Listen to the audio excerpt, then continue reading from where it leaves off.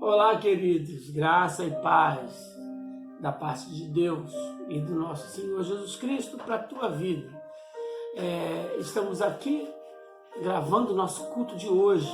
Hoje é dia 26 de março e nós estamos gravando o nosso culto de quinta-feira. Daqui a pouquinho tem uma palavra de Deus para o teu coração, mas como nós fazemos sempre nos nossos cultos, nós vamos iniciar com louvor. Antes, porém, eu tenho um recado para você. Olha, a nossa igreja não está tendo reuniões, devido à orientação do governo aí acerca do coronavírus, mas as nossas igrejas estão abertas terça, quinta e domingo. Sempre nos nossos horários de culto, nós temos um obreiro que vai estar lá. Se você precisar de uma oração, ele vai estar orando por você, vai estar abençoando a tua vida. Sempre vai ter alguém lá para abençoar você, tá certo? E como nós sempre iniciamos os nossos cultos com louvor, hoje nós vamos iniciar com louvor.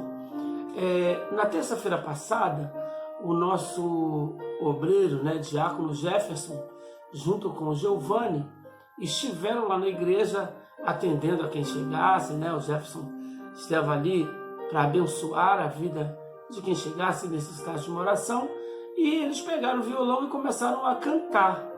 E cantaram um louvor lindo e mandaram para mim. Então é esse louvor que nós vamos estar no nosso culto de hoje, tá bom? Ainda que a figueira não floresça e que não haja fruto na vide, ainda que o produto da oliveira minta, todavia eu me alegrarei no Senhor. Jefferson e Giovanni louvando ao Senhor com você.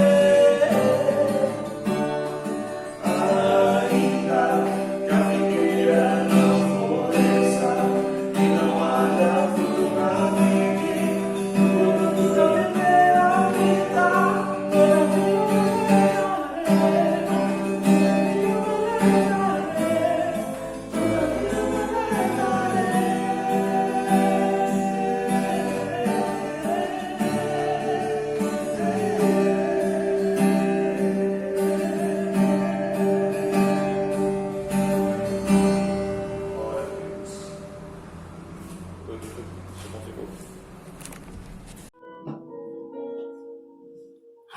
Voltamos. Louvor maravilhoso, né?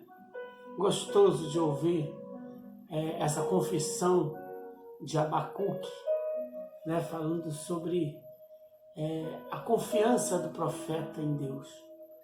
Mas nessa hora nós vamos estar meditando um pouquinho na palavra de Deus.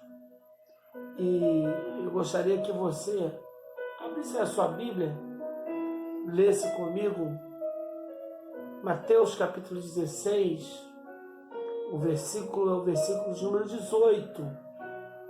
Nós já usamos esse texto como base para a mensagem de domingo, que nós pregamos no domingo passado.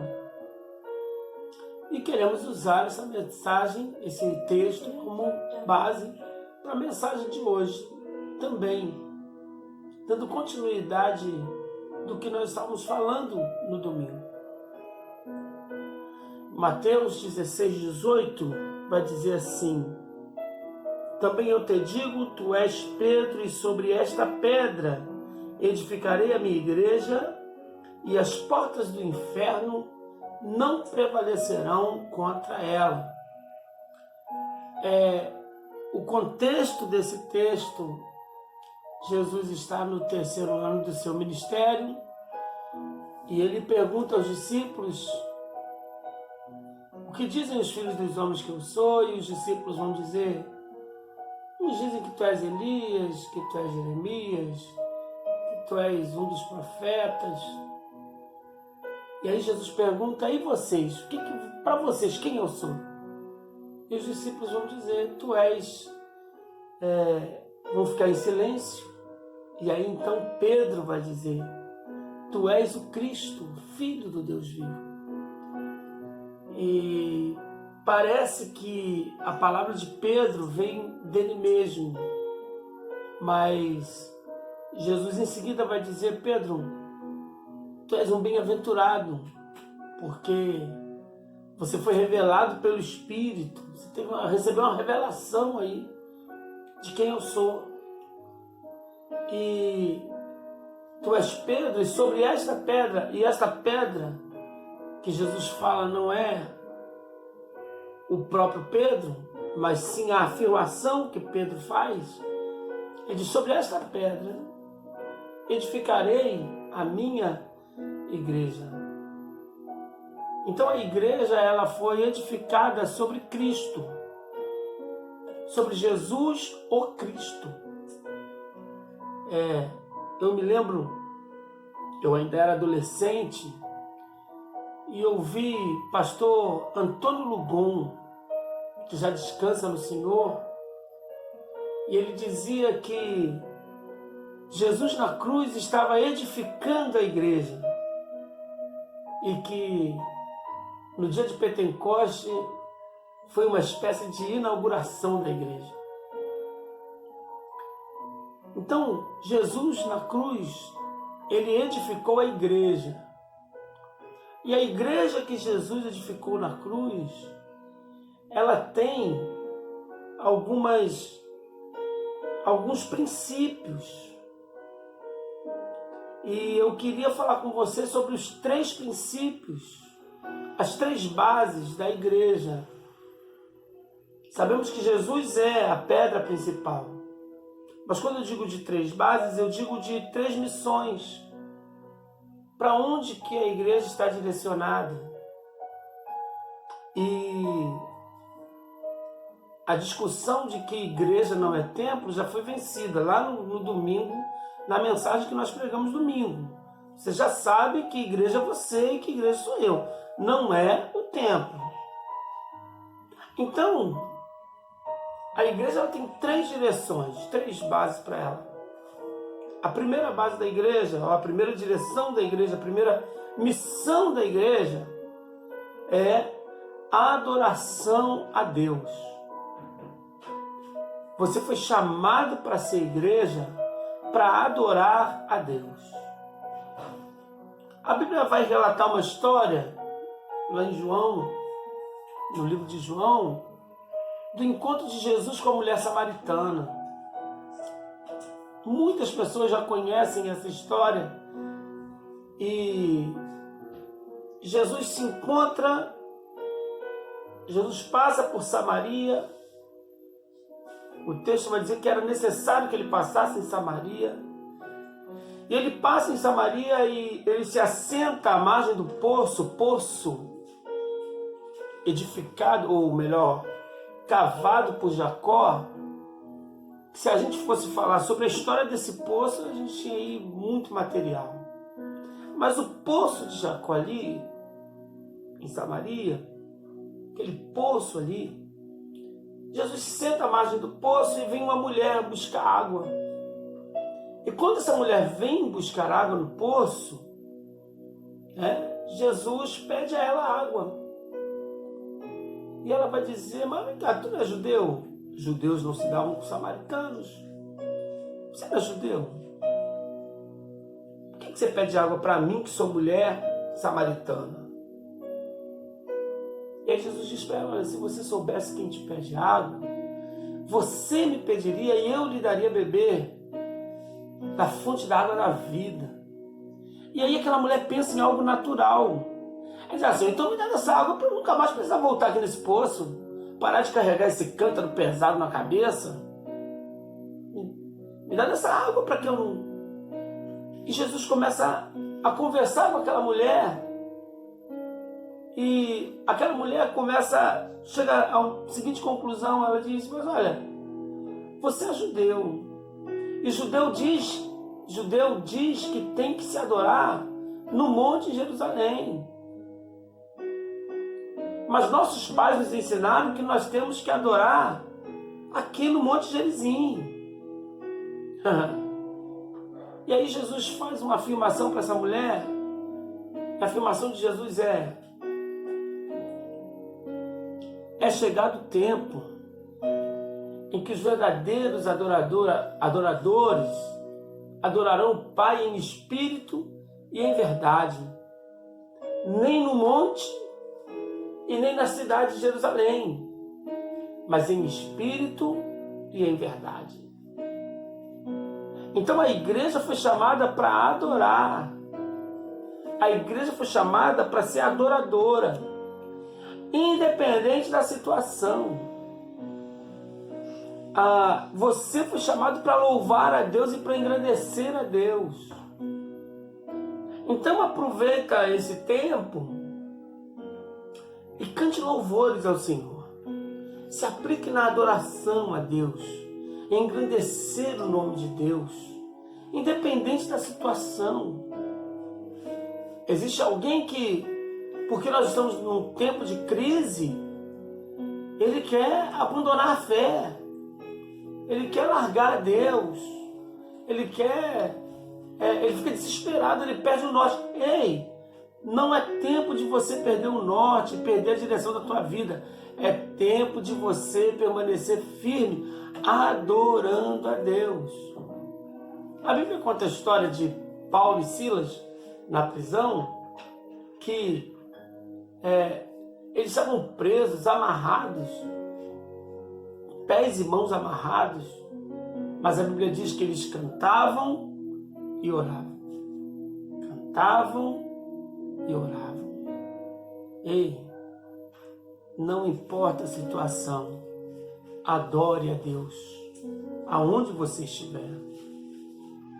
A segunda coisa, a segunda direção, a segunda base da igreja, a segunda missão da igreja é consigo mesma, é na edificação um dos outros. Olha o que diz aqui no livro de Colossenses, o capítulo de número 3, Colossenses, o capítulo 3,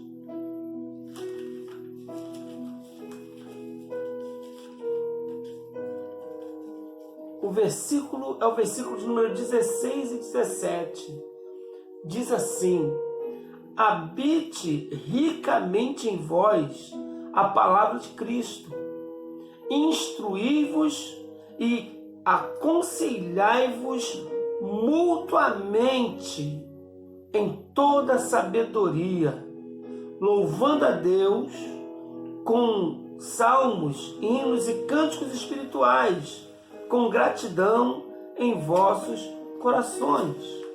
E tudo o que fizerdes, seja em palavra, seja em ação, fazei em nome do Senhor Jesus, dando por ele graças a Deus Pai.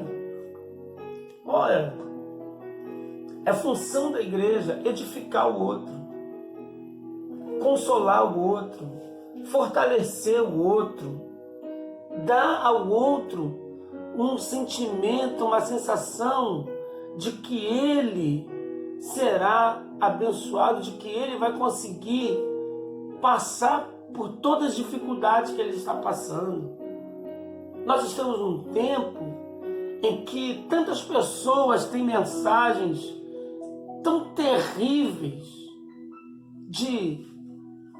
levando desespero, de desesperança, de tribulação, de que não vai dar certo, que o coronavírus vai destruir, e se o coronavírus não destruir, a fome vai matar.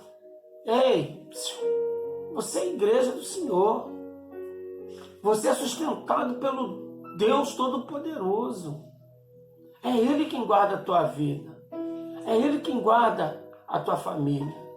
É Ele quem zela por você. Se uma porta de emprego se fechar, certamente Deus abrirá outra. Se uma porta de negócio se fechar, Deus vai abrir uma outra porta de negócio. Confie em Deus e leve mensagens de esperança para aqueles que estão perto de você. Não brigue, não xingue, não se desespere. Edifiquem uns aos outros. Como que eu posso edificar o outro?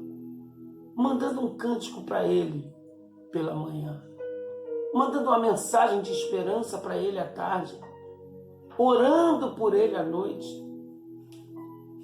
aconselhando, trazendo uma palavra de conselho. A Bíblia diz que na multidão de conselhos há sabedoria. Então, vamos nos consolar e nos edificar e nos aconselhar mutuamente, e que as nossas ações sejam ações para a glória de Deus. E por fim, a terceira missão da igreja é como aqueles que estão desesperançados, aqueles que estão perdidos, sem uma direção e sim um conforto, precisando de uma palavra de ajuda e precisando de conhecer Jesus. Jesus é fonte de vida. Jesus é consolo. Jesus é alegria.